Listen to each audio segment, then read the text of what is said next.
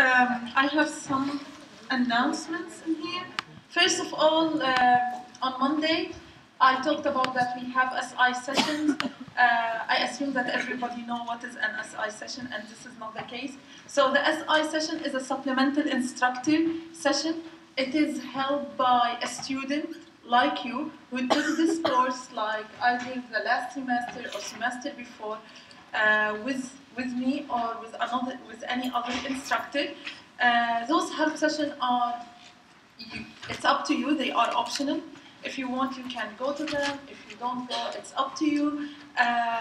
It is more or less a help session. The SI will do more kind of problems, more homework. If you have any question about anything, you can just raise your hand, ask them a question. So consider it kind of a help session, but from a student who already took the course. They know all about the OWL, they know all about these details. This is about a supplemental instructor. So the full schedule, that's going to be 3 hours a week. Till now, we're still handling how the schedule is going to be. Once it is ready, I'm going to publish it in Moodle. It's going to be kind of a calendar on Moodle. The other thing that I uploaded, the worksheet key for the key for ionic bonding, the lilac sheet or the pink sheet, the blue sheet, which is the covalent bond that we're going to talk about today. And for the metric conversions, it's all under worksheet on Moodle. I uploaded the key. And I launched the pre-course survey. Since our book is a new book, they want to know the students, the way that you study, what do you like, what you don't like. So it's added to the assignment, which is going to be due, and it is required, and I'm going to grade this, and it's going to be due in the 25th of September, 11:59. Now, regarding the names in the lilac sheet, yes, you need to know the names of the polyanions, which are on the lilac sheet.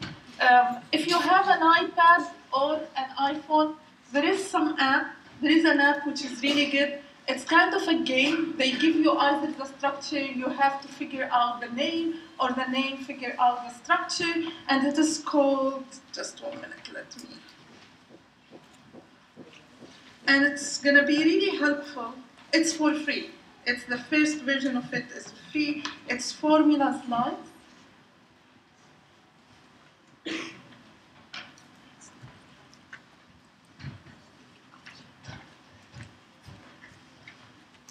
And I checked, I went through it to check if there is any mistake, in case they have a mistake.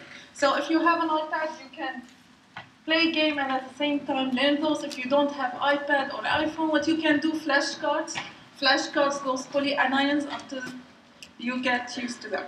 Okay, so today we're gonna kind of finish chapter 2 and get started in chapter 3. So on Monday we talked about ionic compounds, how we name them, what is the different, how we name the cation, the anion, how we write down the formula. Today we're gonna talk about covalent bonds. And this blue handout gonna help you also because it's kind of a worksheet and it tells you a little bit more detail. So let's start it with molecular compound or compounds that have covalent bonds. So we said that compounds that gonna have a covalent bonds are those from group 4A, the laser is not working. Group 4A, 5A, 6A, 7A, when they do bonding together. That means, for example, if F do a bond with Cl, that's going to be a covalent, both from 7A. It's also the same if it is also covalent, if it is oxygen with a fluorine. If it is, let's say, fluorine with a fluorine, it's going to be a covalent bond. Let's say carbon with nitrogen, that's a covalent bond. So when the non-metals of group 4A, 5A, 6A, 7A do bonding, either with themselves or anything from these groups, they're gonna form a covalent bond. And we call these compounds binary compounds. Usually you're gonna hear about it in OWL as binary compounds.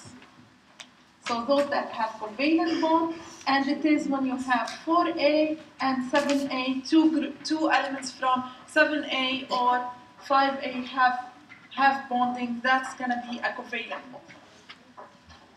Now, usually when we write the formula of a compound that is binary, usually we start with the element with the lowest group number, most of the time. Okay. Later on, when we go to chapter 6, we're gonna talk more about electronegativity and why we put that as a central atom later on. So, for example, if I have carbon dioxide, I would put carbon and oxygen gonna do a covalent bonding because one is group 4A, the other is 6A, so it is a covalent bond. And I'm gonna put the carbon before the oxygen because carbon have a lowest group number than the oxygen. Later on, we're gonna talk more about the idea of electronegativity and why carbon is the central atom in this case, and why I write it first in the molecular form. Now, to name these compounds, these covalent compounds, we're going to use another system other than what we used in the ionic bonding. In the ionic bonding, we put the name of the cation followed by the name of the anion. And the only time that we put the charge in between two brackets, if it is a transition metal ion. In the case of covalent bonding, what we're going to do is we're going to use the system, this kind of a prefix system. So if we have, for example, one oxygen, we're gonna say mono-oxide. If we have two oxygens, we're gonna say dioxide. Tri-oxygen, trioxide. Four, tetra. And definitely you need to know those for the exam. It's not gonna be given to you. Okay? So you need to know this prefix system that corresponds to 1, 2, 3, 4, 5. Okay?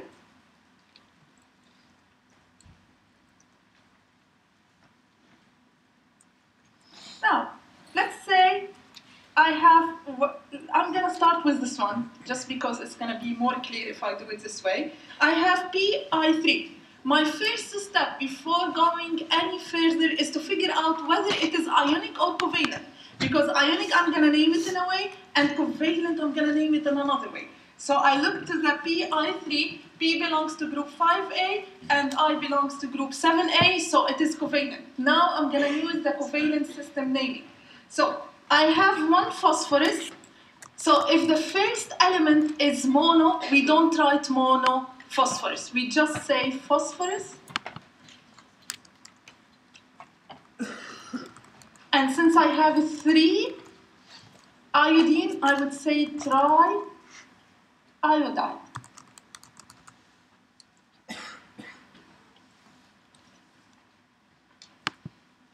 And if your question, should we drop this I? No, you don't drop this I in here. You keep the I. You put double I's in here. The only time that I'm going to drop the vowel is mono-oxide. When I'm naming mono-oxide, I wouldn't write it this way. I would write it mono-oxide. Okay? So we drop this vowel in here for those prefix only with mono-oxide, OO. Okay? So phosphorus triiodide. So if I have the first element as mono, I don't say mono-phosphorus triiodide. I just say phosphorus triiodide. Now, if the second one, let's say it is phosphorus iodide. That doesn't exist, but let's say that. You say phosphorus monoiodide. Okay? And the reason behind we use mono and tri in the covalent and not in the ionic, because in the ionic, the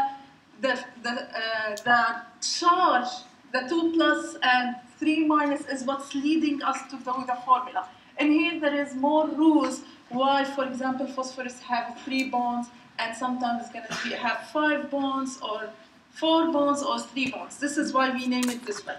Now let's go back to the first example. Going from the name to the formula, I have boron trichloride. So the formula is going to be boron chloride 3. It's much easier. Going from the name to the formula for covalent is much easier than that of the ionic. Dinitrogen monoxide. So it is dinitrogen monoxide. Now CbR4, this is carbon, and 4 is tetra. And I'm not gonna write it bromine, I'm gonna write it bromide. And definitely there shouldn't be spacing. Let me write it in a bit. Bromide. So chloride, iodide, bromide, oxide. So the second element in the formula, we're gonna use the I as the last three letters of the, like nitrogen, nitride, oxygen, oxide, fluorine, fluoride. Okay? So this is how we name it. It's not complicated, as complicated as the ionic. It's really simple. Okay? All what you have to do now, it's easy because I'm talking about it. But in exams or when you see it on our, your first step, determine whether it is ionic or covalent. And yes, your question.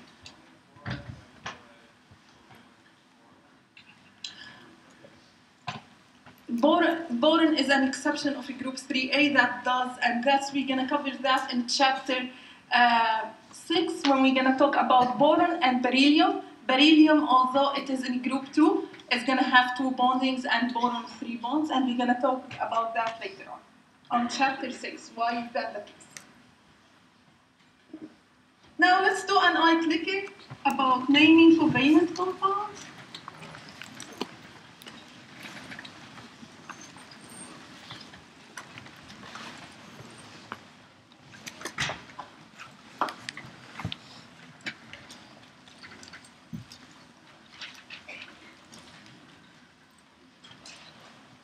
And I'm gonna stop it at 1 minute.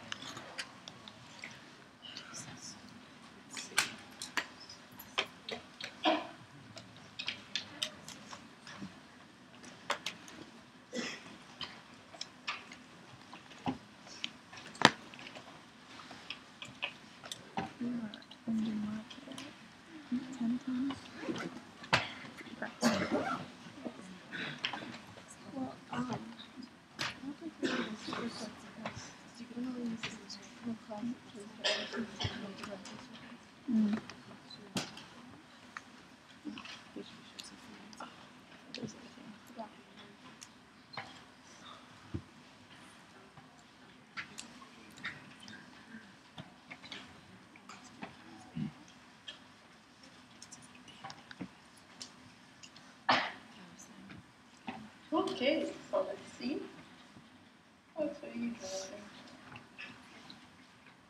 Very good. Wow, yeah, it's really well. 100%. So I'm not gonna comment on this. Everybody got it. Great. Now, when we were talking about the ionic compounds like NaCl or calcium chloride, we said that it is about losing and gaining. So the sodium loses 1 electron and it is Na+. The chlorine gains 1 electron and it is -1. Yet the bond between them is ionic. So it is all about attraction between like and unlike charges. For example, if I have a plus, I guess everybody in this class know that it's going to cause repulsion. It's the same as the 2 plus poles of a magnet. They repel each other. If they are minus, they're going to repel each other. And if they are minus plus, they're going to attract each other. And usually what makes this NaCl close to each other is this electrostatic force. We call it electrostatic force, which is the attraction between the plus and minus. Now, just let's see. Okay. So that is the attraction force. Now this force is governed by what we call Coulomb's law. And the force of attraction or repulsion, we can calculate that. And it's going to be minus K, and this is a constant that usually is given to you whenever you're doing that, multiplied by the charge of the ion, of the cation, for this case because it's a plus, multiplied by the charge of the anion over the distance squared. And the distance that we're talking about is from the center of this to the center of this. So the center of the cation or the anion, the ion, to the center, to the nucleus of the other ion. In other words, if we look to this equation, it's telling me if I have, okay, let's give you these two cases, NaCl minus and Fe3Cl minus. which one will have a higher attracting force? NaCl or FeCl minus? Fe3 plus Cl minus. Yes? She said Fe3 Cl minus. Why? Very good. Because Fe3 plus had a higher charge. So the higher the charge of the cation and the anion, the more is the attractive force between the cation and the anion. The distance, it is inversely proportional to the distance. So if I take these ions apart, it's going to be the attraction force going to decrease as I put them apart. And then if I put them close to each other, is the attraction force going to be inversely proportional. That means if the distance is smaller, the force is more. And this is what governs the interaction, the electrostatic interaction between the ions. Now, the misconception that we usually have, at least at this level of the course, is that students think, for example, when you have NaCl, the table salt that we eat at home, that we have one Na atom or cation close to one Cl minus cation. And this is usually not the case. The table salts that we have at home, it's usually in this form, a crystal lattice, where the big one is a Cl minus close to Na plus, the small one, Cl, Na plus, Ef. So it comes in a crystal lattice. All ionic compounds come in different crystal lattice. This is one of the crystal lattice. Later on, if you're going to a higher inorganic course, you're going to learn, or at least I'm not sure if we cover that in Chem 112. It depends on time, whether we're going to do that or not. But usually you have to think about ionic compound not as a cation anion alone out there. They are always in a crystal lattice, and these crystal lattice, it depends also on temperature, whether we're going to get there or not to these crystal lattice. But you have to keep in mind that whenever we're talking about ionic compound, we're talking about crystal lattices. They are different. Sometimes they are as this, in a cubic one. Some others will be different. So just wanted to kind of tell you that this is not the case, that they are just Na plus and Cl minus. Okay? With this, we're done from chapter 2. We covered how to name covalent ionic compounds. And now we're going to start with chapter 3,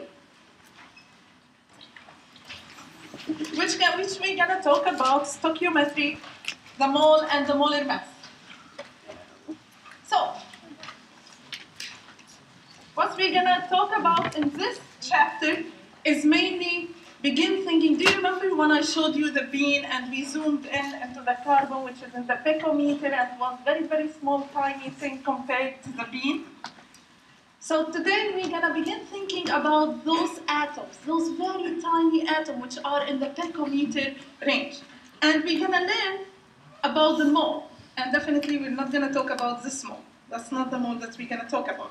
Okay, so before I get started, I know some of you definitely heard about the idea mole in high school, but usually what I find in my office hours, you just kind of memorize it, but you don't really know what is the concept, why scientists even get to this number.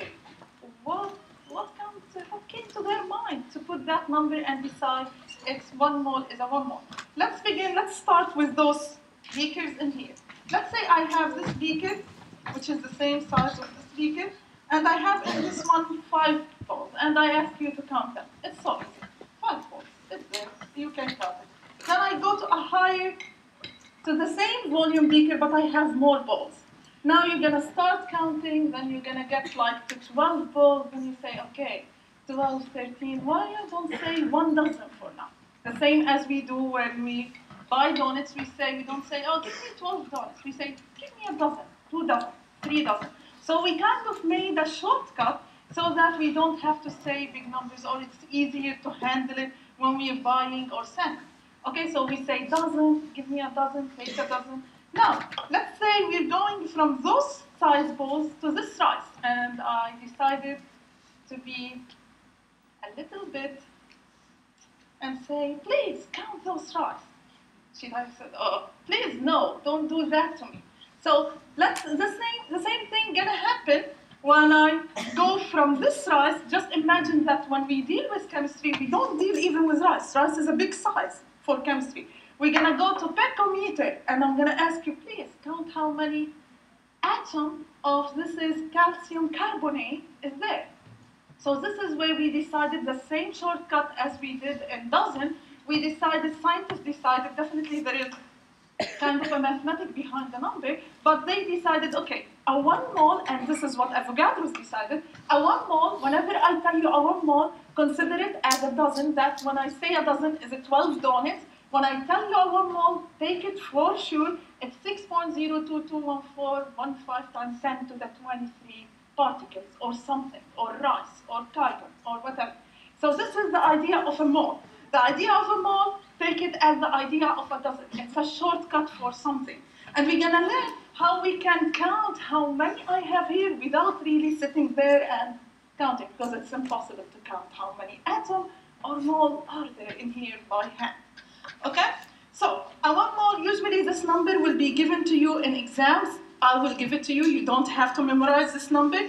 And this is called Avogadro's number. The shortcut for that, usually we use NA. NA means Avogadro's number, which is this one. And usually in exams, I'm going to give you this number as 6.022. So I'm going to just give it to 4 sig figs. And this is what you need to use. Okay, good. We learned what is a mole. Now, how that's going to help me calculate how I'm going to calculate how many moles, for example, in this flask. So there is an equation that's governing that, and this equation is this one in here, which tells you that N, which is the number of moles, equal the mass right now, of the thing right now. Let's say I have 1 gram, actually I have 1 gram of calcium carbonate in, actually 100 grams of calcium carbonate in here. That's the mass over the molar mass. Let's take the second example, which is sulfur for the moment. Okay? So the molar mass of an element like carbon, sulfur, oxygen, it's the mass of it in the periodic table, which is 15.99994 oxygen, gram per mole. That's we're gonna represent it in a gram per mole. So the molar mass of elements is exactly the number, it's the the mass number which is represented in the periodic table, gram per mole, and it is represented in a gram per mole. So from now on, if I give you this, and I ask you calculate how many moles are there, it's easy for you. You just use that equation, you weigh the mass of this over the molar mass of the sulfur, and you figure out how many moles are there. This is 32 grams of sulfur, and it is 1 mole. This is 1 mole of sulfur. Okay? So how many sulfur atoms? So 1 mole means I have a dozen, 1 dozen. If we're thinking about donuts, I have 1 dozen of sulfur, or 1 mole of sulfur. How many atoms are there? How many sulfur atoms are there? Yes? Great, that's right. This is how much atoms I have there. This is a 1 mole of sulfur. Okay. So let's go one further now. Usually we're gonna be converting between moles and atoms and moles. And the next slide is gonna show us how to go from atom to mole, from mole to atom, from dozen to, you had a question? Yeah.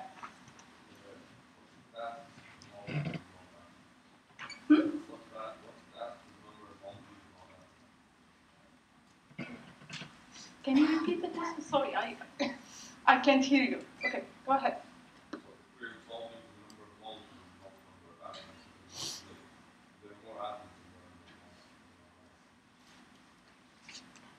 If we're solving for the number of atoms, not the number of moles, you're asking? We have the number of moles. Okay. And the question is asking us the number of moles. Not the number of atoms, Okay, I'm gonna answer this question in a bit. Okay. Okay, so to go, we're gonna do the dimensional analysis, or we're gonna usually go from number of moles to number of atoms, from atoms to moles. But before I go any further, I'm gonna stop a little bit and comment on atom and molecule.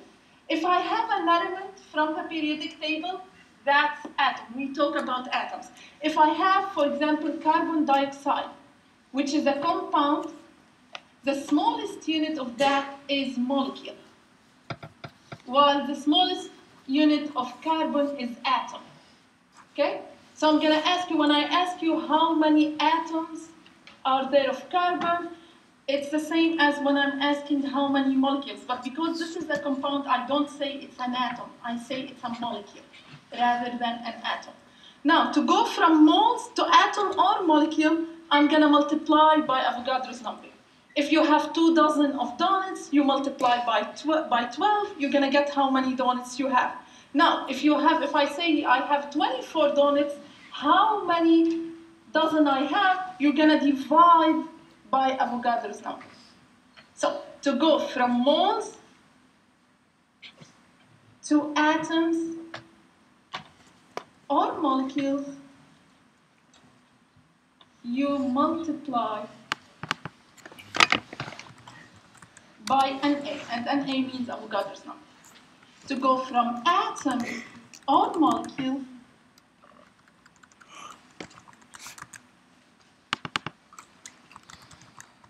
to mole, you divide by NA. Okay? By Avogadro's number. Okay? So this is the very basic. We're gonna do some kind of some exercises in here because we're gonna be asked the question in different ways. Okay, let's say I have 1 mole of Fe and 1 mole of aluminum. How many atoms do I have?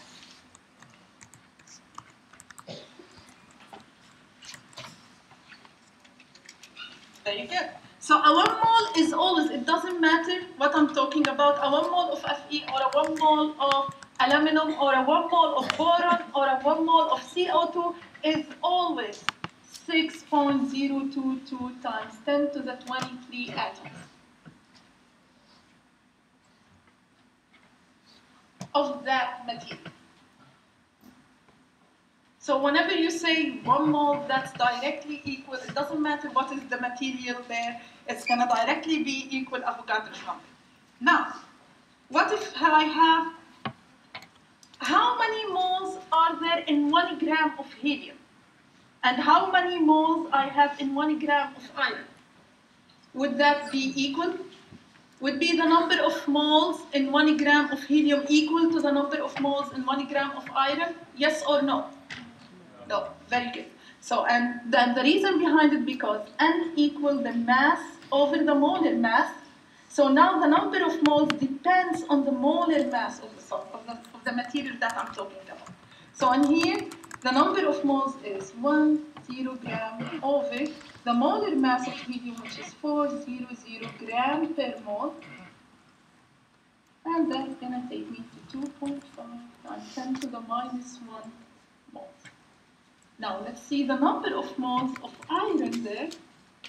It's 1.00 grams over 55.8 grams per mole.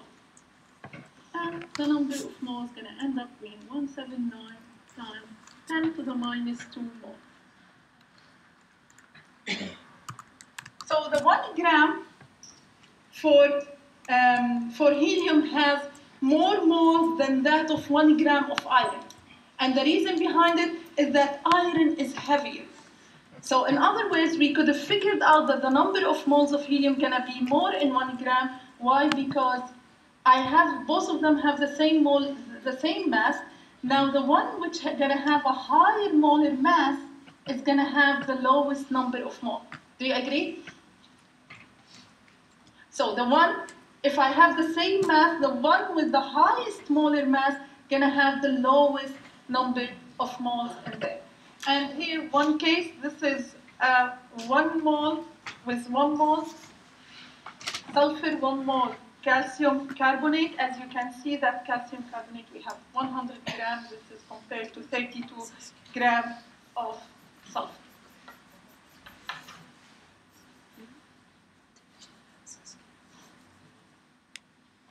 Now, we have, knowing that the molar mass of ammonia is 17 grams per mole. Try to do this. Okay, calculate the number of moles and the number of molecules in 2 grams of ammonia.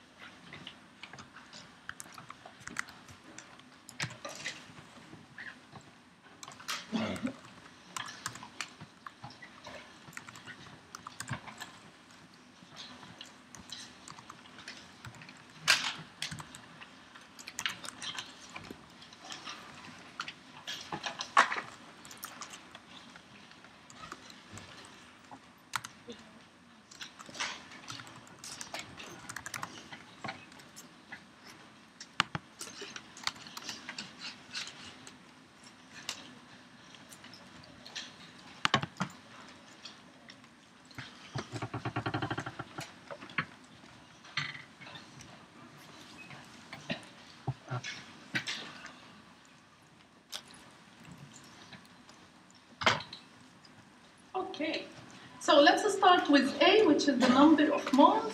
So N equals the mass over the molar mass. So it is, I have 2 grams over 17 grams per mole. So I have 1.117 moles of ammonia. Question B is how many molecules? I know that number of molecules, if I want to go from moles to molecules, I would multiply by Avogadro's number.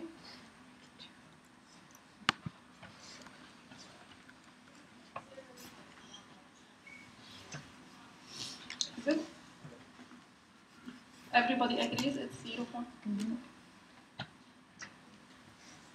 So my second answer would be also wrong. So can somebody multiply? 5 times 23.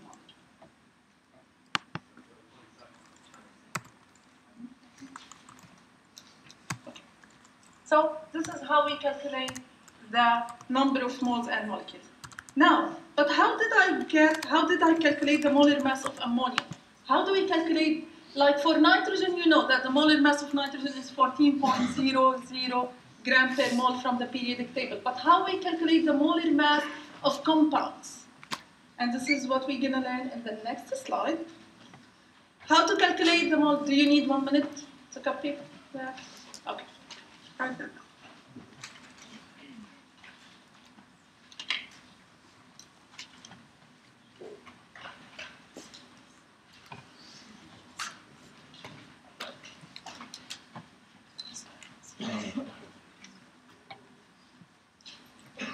Okay, done? Yes.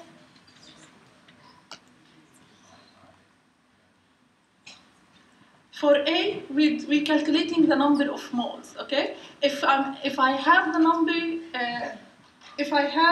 number of atoms or molecules and I want to know the number of moles, you divide by Avogadro's number. So if you're going from moles to atoms, you divide by Avogadro's number. Okay. So how to calculate the molar mass of compounds? We have, for example, CH4. The way to calculate the molar mass of a compound, the molar mass of CH4 equals the molar mass of carbon plus 4 multiplied by the molar mass of hydrogen. Okay, this is how we calculate the molar mass of compounds. And definitely the periodic, in exams, I'm going to provide you with the periodic table. So the molar mass of CH4 equals the mass of carbon, which is 12.00 gram per mole, plus 4 times 1.00 gram per mole. So the molar mass of methane, which is CH4, equal to 16.00 gram per mole. This is how we calculate the molar mass of compounds, in case you don't know. Okay? Now, in the same way, we can calculate even if it is a little bit more complex molar mass. So the molar mass of C9H8O4 is going to be 4 equal 9 times the molar mass of carbon plus 8 times the molar mass of hydrogen times 4 the molar mass of oxygen. You have the numbers. If you plug them in, the molar mass will be equal to 10.0 gram per mole. This is how we calculate the molar mass. In other words, if I'm going to back up just one slide, usually in exams, I wouldn't give you the molar mass of ammonia because I'm assuming you can calculate it. I just give you an H3 and you have to calculate the molar mass that I already provided you, which you used to calculate the number of moles. Okay? And this is the case from now on. I would never give you the molar mass of the compound that we're talking about because I'm assuming you learned how to calculate, or you already know how to calculate the molar mass of compounds. Okay, let's do this eye clicker, which kind of cap all about this. And I'm going to give you about 3 minutes because it has some calculation in there.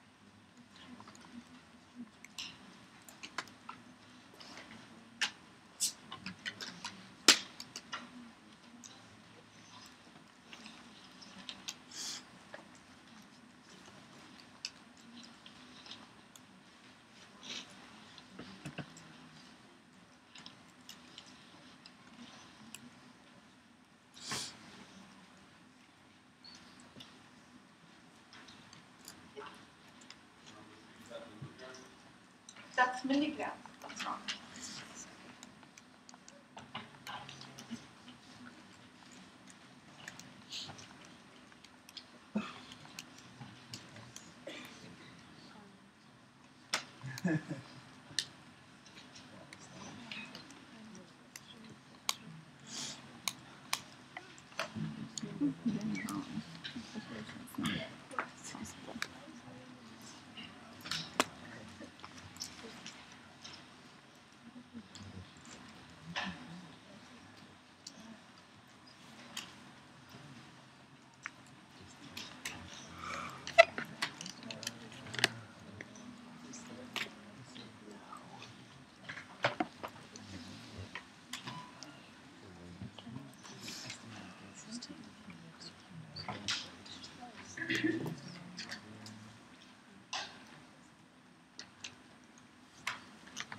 Already. Would you like one more minute? Yes. Yeah.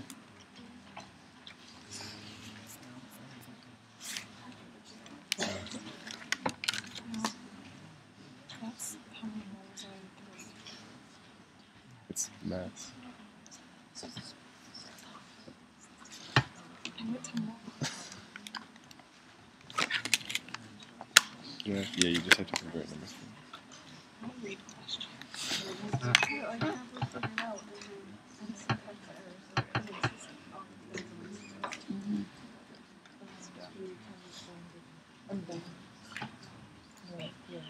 You can resubmit it. Okay, just take it.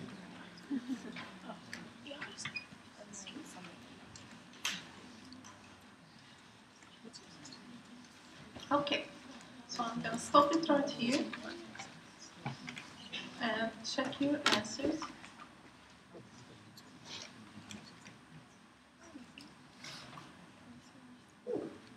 Okay, we have kind of 49%, the highest percentage is for B, and we have 50-50 for A and C, 28 to 22 like. So the right answer is B. But let's do all the calculation.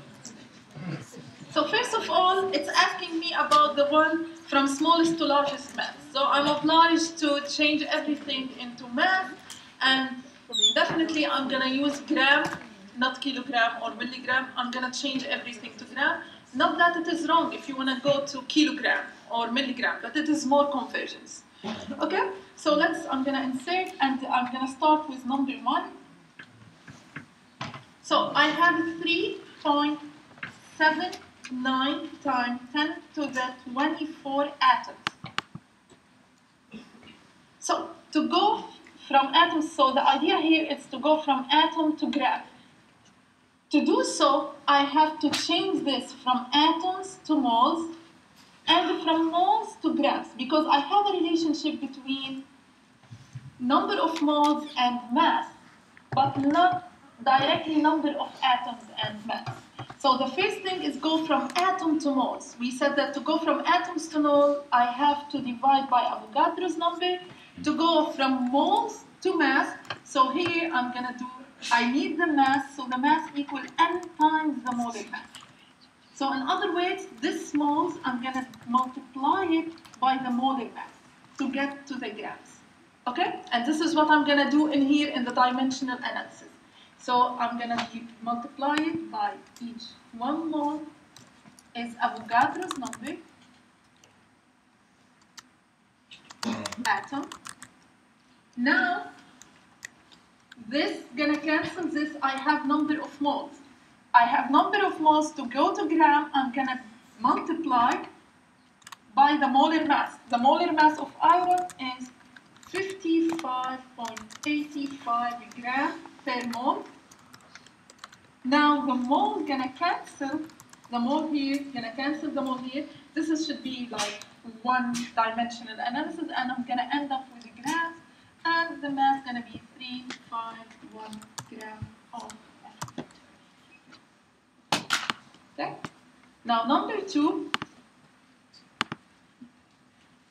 it is 9.221 moles. So I'm already in this graph, in this scheme, I'm in moles. All what I have to go to grams is multiply by the molar mass. The molar mass of sodium is 22.99 grams per mole.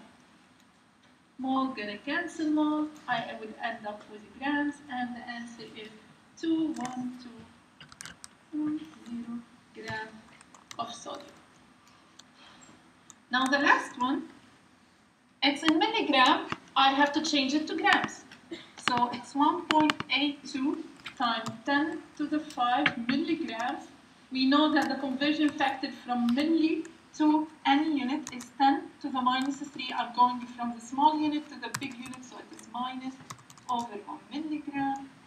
This is gonna cancel this, so the answer will be 182 times, or 182 grams of aluminum.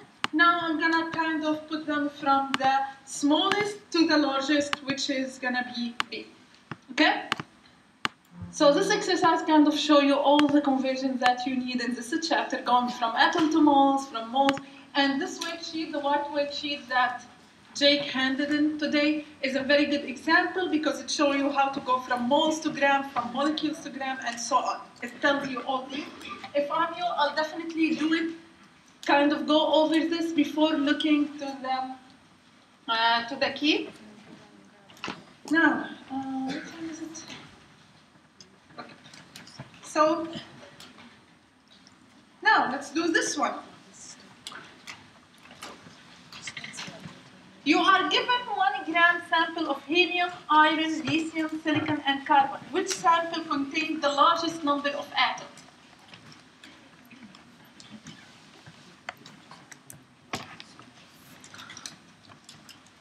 And by the way, you can solve this problem without doing any calculation. No calculation, not even use your calculator.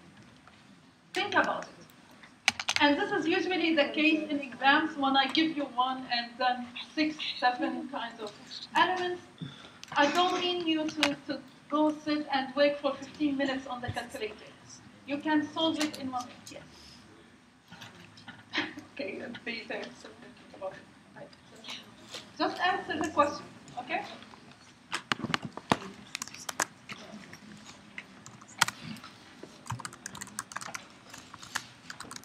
And I'm gonna stop it at 1:10, just in case you didn't send it.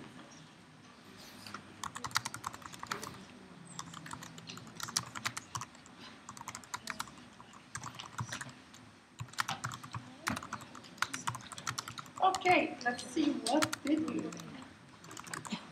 Okay, stop it now. And let's see. I have A at 64%, and yes, A is the right answer. Definitely you're right.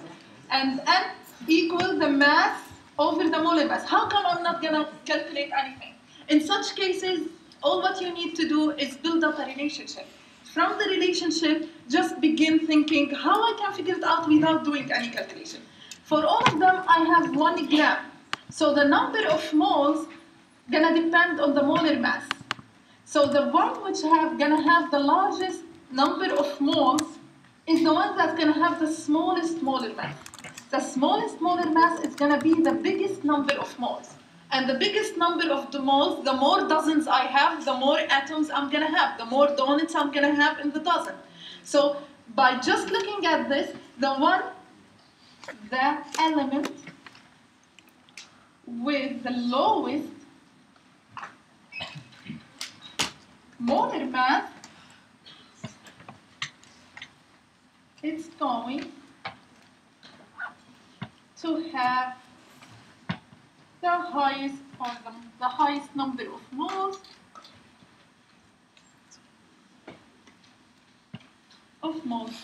And definitely if it has more moles, it has more atoms. If I have more dozens, I'll have more donuts in there. So this is kind of a question. Whenever you see in the exam, I give you, for example, something and like 4 elements or 5 elements. To do this, you need calculation-wise 15 minutes to do it right. And you have 1 hour in the exam. I'm not gonna give you from 35 questions, 1 question that need 20 minutes to be solved.